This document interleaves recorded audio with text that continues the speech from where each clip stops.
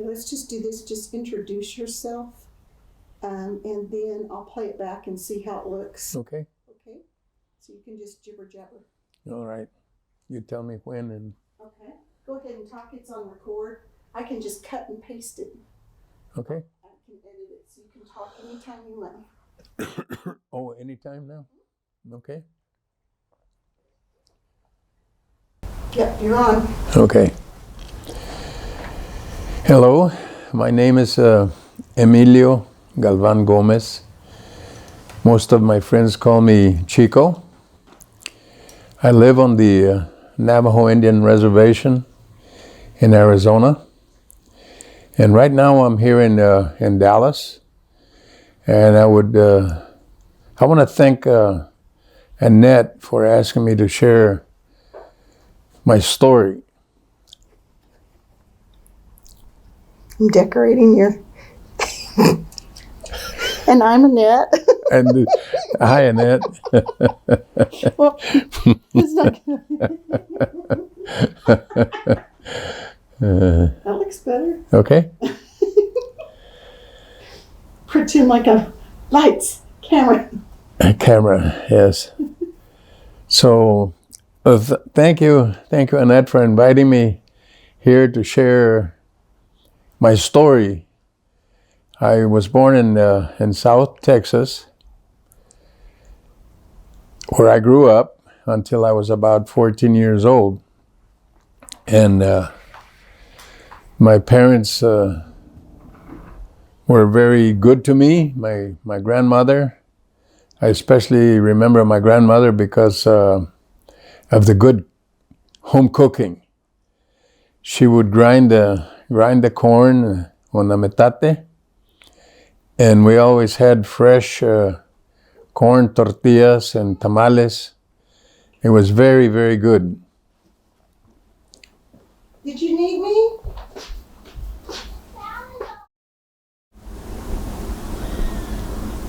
Okay, let's try that. What, are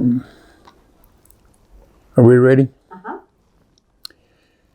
Close the door. Hello.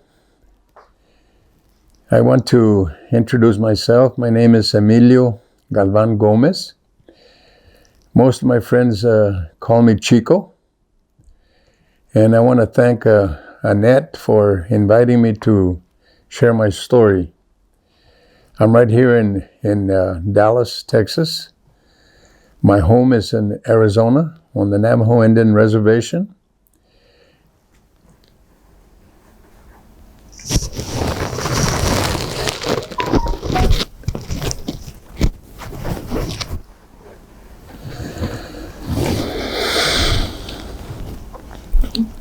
Let me start again?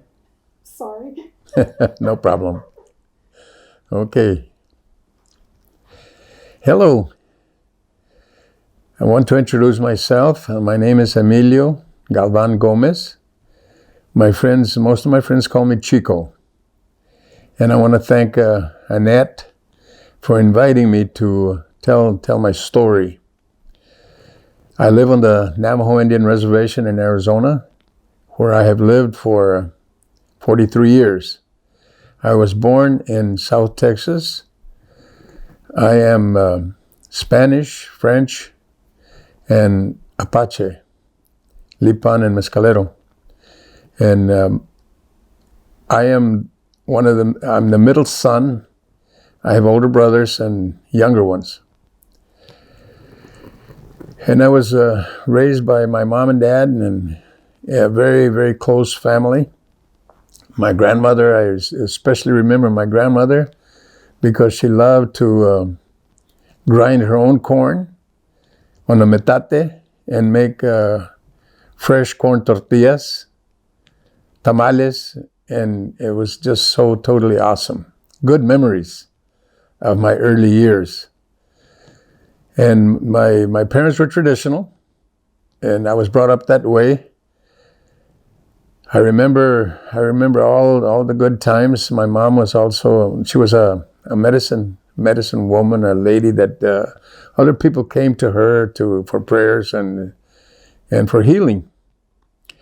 And my parents also went to church. They read the Bible and studied and things every day. And so I grew up as a little boy going to church and hearing stories from the Bible and things like that. However, at a very early age, by about 7 years old, 6 or 7 years old, then my parents quit going to church. My dad would drink and we didn't go to church anymore. And I didn't think much of it. It just one of those things that happened. And later on, we moved to Chicago area. We were migrant workers. We went up there to work in the fields and didn't go to any church at all again.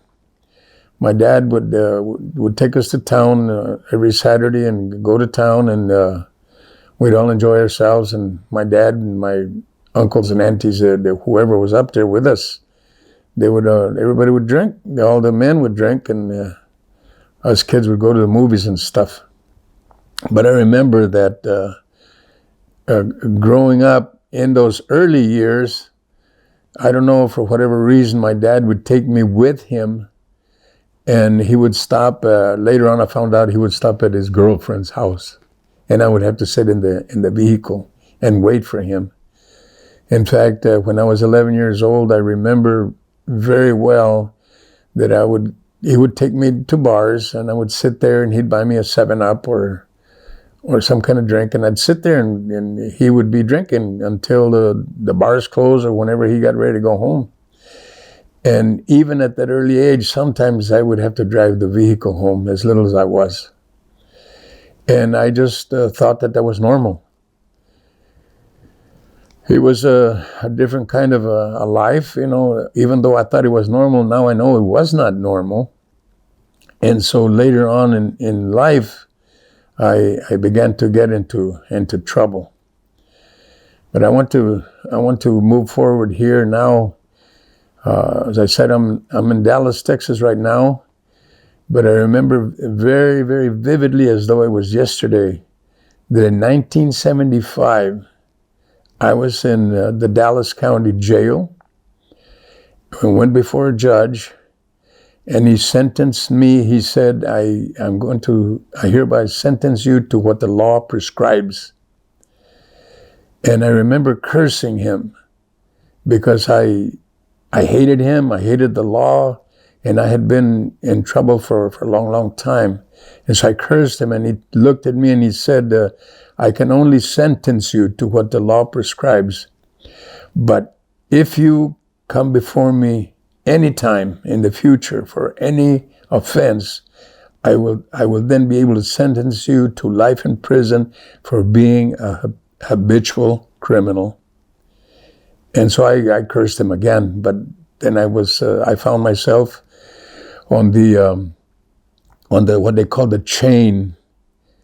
Early one morning, around 2-3 o'clock in the morning, they woke us up in the county jail, and we were all handcuffed and tied hand and foot with chains, and led out to a bus, a big bus. The bus was full, and it had a row of seats on each side and one in the middle. And I happened to be in the middle, so my back was to another convicted felon. We were on our way to prison. And I remember that as we were going to that prison on that bus, then right there, I thought, what in the world happened? What is causing me to be on my way to prison? I was 34 years old at the time. And for the past 10 years, I had been a career criminal. I had been in prison before in California for an armed robbery, and I had done time there, and then there I just took the time to learn more in prison about how to get away with committing crime. And so here I find myself on this bus going to the Texas Department of Corrections to fulfill my sentence. And so I'm thinking, what in the world happened? I am in the middle of my family. I have older brothers and younger brothers, and none of my brothers had ever been in a jail, much less in prison. They had never been in trouble. My sister had never been in trouble. And so I was asking myself, thinking, why me? And blaming society, blaming everybody, that it was everybody's fault except mine. Why I was going to prison. And so I went to state prison there. I will never forget my number, 250432. They did not call me by my name. They called all the prisoners had a number, and that was my number. All these years later, it's still in my mind. I'll never forget it. And I was reduced to being a number. So at that time, while I was there, right before being sentenced, I had met this beautiful young girl, and I lived with her for 1 month. And then when I was arrested and wound up in prison, she continued to visit me in prison every 2 weeks. And for that, I'm always grateful. And she and I met in an Indian bar right there in Dallas. They used to call it the Corner, Pekin Bryan Indian bar. She was 20 years old and I was 34 at the time. And I don't mind telling you that today we're still together 43 years later. Today I'm 76, and I thank God that due to what happened after that, my life changed. But while I was there in prison, I was allowed to have 5 visitors and 5 people that I could write to and who could write to me. I had to give them their names and addresses so they could visit me. And so, of course, I put my girlfriend's name down and she would come and visit me. I did not put my mom's name down. I didn't want her to visit me. Only 5 people, and I only had about 2 or 3. But while time went by, and I remember the one time as I was walking in the prison, I heard my number being called that I should go visit the warden. And I wondered, what in the world does the warden want to see me? Why? And I thought about, oh my, maybe they found out that I'm planning an escape. I had some hacksaw blades that I had confiscated, gotten into the prison, and I was planning an escape. And I thought, oh my, maybe they found out about it. So they told me to go see the warden. So I went out in the hall. I was led out into the hall and went through there. And at that prison, when you came to a set of gates, they stripped you and searched you, and then you went through, and then another one, and they stripped you and searched you again, and told me, go in this room. And I wondered, what in the world? And it was not a visiting room. They'd change your clothes, and I put on a brand new prison uniform. I said, what in the world is going on? And so then he opened a door and let me into that door and just said, go in there. I had never been in that room, and I wondered, where's the warden? I thought I had to go see the warden. At the other end of the room, I could see a screen, and I could see some people over there on the other side. And so I walked over there, and there was my mom and a preacher. And I walked over there, and my mom was crying, and I could see the preacher was crying. And I grabbed the telephone, and I said, what in the world are you doing here? I was angry with her. What are you doing here? It's in the middle of the week, and you're not on my visiting list, and people are going to think that I'm a special visit. I'm a snitch. Just please go, leave me alone. And they were just crying. Both of them were crying and trying to, talk to me and stuff. And I was angry. I was very angry with my mom. Well, the visit didn't last very long. They left, and time went on. And I was worried, because I thought that I was going to be in trouble.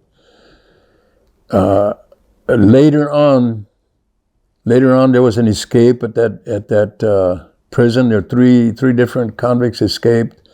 One of them happened to be in the unit that I was in, and so we were all questioned. It was a hard, very difficult prison to do time in.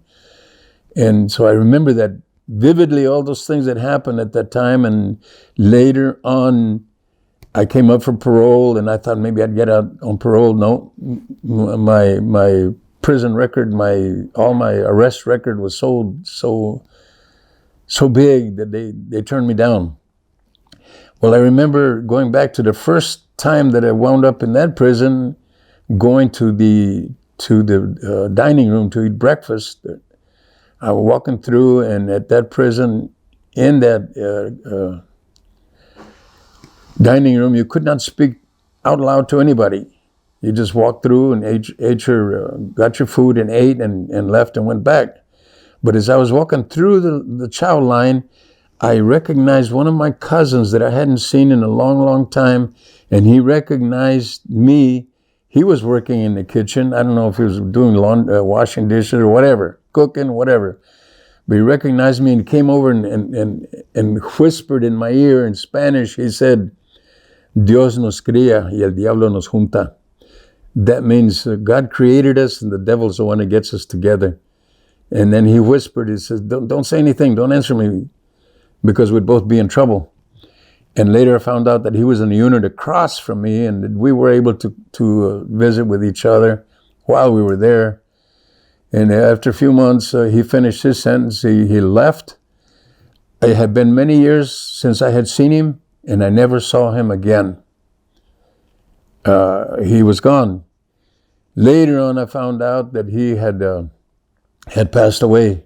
And so that was the only time I'd seen him in many years since we were both young.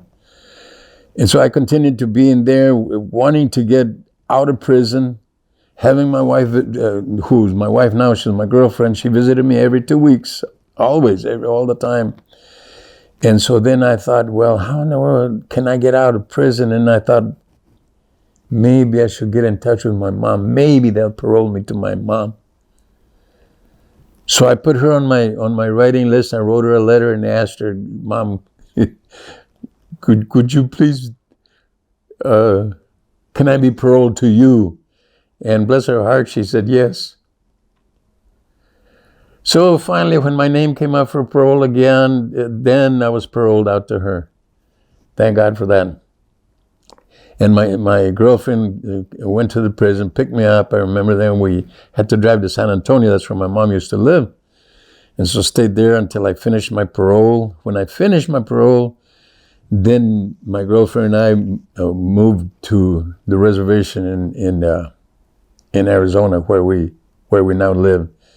I continued to drink for the next 10 years, still thinking about what I could do to pull a big job or something and take care of my kids and whatever that I had abandoned in Texas.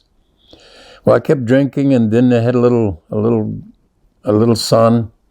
We had that was my wife and I, our second son. He was 6 months old, and I was still drinking, still smoking dope and stuff, and doing the things I had always done. And I had gone up to Farmington. I had the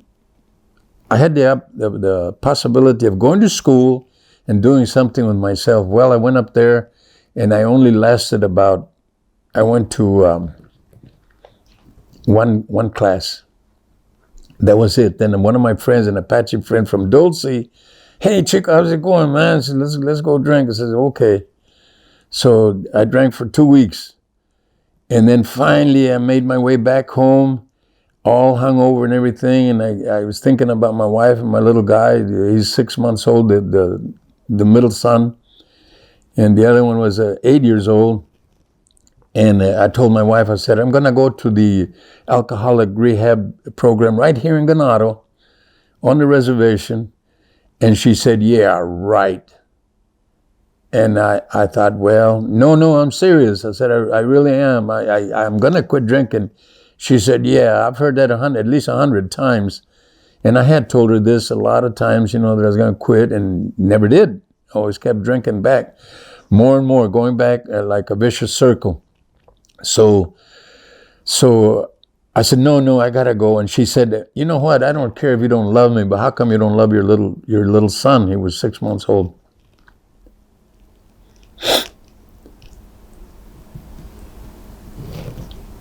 And I knew that I loved my wife, and I knew, of course, I loved my son. And right then I had like a flashback. I could see a family that I had abandoned 4 children in California of my first wife, and I had abandoned them because of drugs and alcohol, and done time in California, and I did not want to do it again. So I said, I'm going to go, and I'm going to get dried out. So I went to the alcoholic program in Ganado, 45 days. And the first morning that I woke up there, and I heard Christians singing and praying and stuff, and my head is just big old head, and I got so sick and hungover I couldn't stand it. I said, man, what in the world is this? I didn't want to go to church. I just want to get dried out. And it was part of the program, and it was called Spiritual Awakening. Well, I didn't care about no spiritual awakening. I just want to get dried out. So I had gone there voluntarily, and I could leave any time, but I knew that I had to stay there because I wanted to get dried out. So I stayed the 45 days and it actually got better. Got rid of all my toxins and everything. I was clean. I got out, and then one of my friends said, Chico, we have a job down there in Phoenix if you want to go. And I had been actually a supervisor for a construction company, and he had worked for me. And he said, let's go down there. I said, yeah, good. And okay. So got in my car, and we left, and going to Gallup for whatever it was. He said, stop here at the bar. There's drinking is prohibited on the reservation, and so they had a bar right as soon as the reservation ended. There's a bar, Sagebrush Bar. He said, "Stop here and get some beer." And I said, you know what? I just got out of rehab, 45 days. I'm never going to drink again. I said, well, I don't care. It's all right. Whatever you want to do is fine. He says, hold my beer. I'm going to go get some beer for myself. I said, okay. So I stopped there, and I'm looking at that can of beer, and I looked at him. He's walking away over there, and I drank that beer. Before he came back, I drank that beer and I started drinking again. I had just gotten out of rehab, and I thought, oh my. Well, I kept drinking with him, and we drank 2 or 3 days and didn't never get to Phoenix, and wound up in Flagstaff, and I lost him. You know how it goes when you're drinking. Later on, I found out that he got thrown in jail, and there I met another drinking buddy, my wife's cousin brother. There was my drinking buddy and stuff, and so we continued drinking. And then during that time, I heard like a voice saying in my mind, "Go visit your mom. Go see your mom." I didn't want to go see my mom because I was drinking. I didn't want her to see me drinking. So I ignored it and kept drinking every day for a week. And then finally I told my buddy, I said, "Roy, let's go to Texas." "What for?" he said. I said, well, I didn't want to tell him that I was hearing voices in my head. He would think I'm crazy. So I said, well, we can go drink down there. He said, "What for? We're drinking here. What's wrong with you?"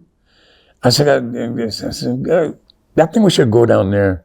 I still don't want to tell him why. And so finally, we were in his vehicle, and we drove all the way down to Texas to my mom's, and she wasn't home. I found her in the hospital. She had a terminal lung cancer, had to have surgery. And when I saw her, she said, "Oh, thank God you're here. I thought I was going to die and never see you again." She said, "I tried to send you a telegram." Well, they don't deliver telegrams on the reservation. She said, "I tried to call you. There was no telephones." And she tried to write to me. She couldn't write anymore. She said, "So I prayed and I asked God to bring you home. I wanted to see you at least once before I died." And right then I thought, there must be a God. Because for a week I'd been hearing this voice, "Go see your mom, go see your mom." And so I looked up and I said, "God, if you're real, please help me." And he's been helping me ever since. And so my life began to change right there. I thank God. I thank God that He's real. The little guy that was 6 months old he's 34 years old now. And my life has been totally different. Slowly but surely, my life began to change. I never owned a vehicle before. 6 months after I dried out from that point, I have not been drunk again, thank God. And He's been helping me. And I went to school to become an alcoholism counselor, a substance abuse counselor. And I've been trying to help people ever since, especially my people, Native people. I have a burden for our Native people to help them with overcoming alcoholism and drug abuse. And so I thank God that He's real, that He is there to help us if we let Him. And so I'm so thankful that He has helped me. I became a licensed, certified alcoholism counselor, substance abuse counselor. And since then, I have visited a number of prisons. I speak at schools, public schools, high schools, intermediate schools, anywhere to help our people. And I've had the opportunity, I spoke once at Walla Walla Federal Prison, hardcore prisoners there. And when I told my story, one of those people came and told me, he says, if you can do it, there's hope for me. And there is hope. And by God's grace, I have been able to help other people overcome alcoholism and drug abuse. And so I want to thank you, Annette, for inviting me to come here. And I want to continue sharing my story of how God has helped me to overcome alcoholism and substance abuse. And now I help people. So thank you. God bless each and every one of you. God bless you. Thank you, Annette. I'm sorry. I missed the best part. I missed the ending of the story. Oh, that was beautiful. You can watch a video. That was beautiful. Thank you. That was beautiful. Thank you so much.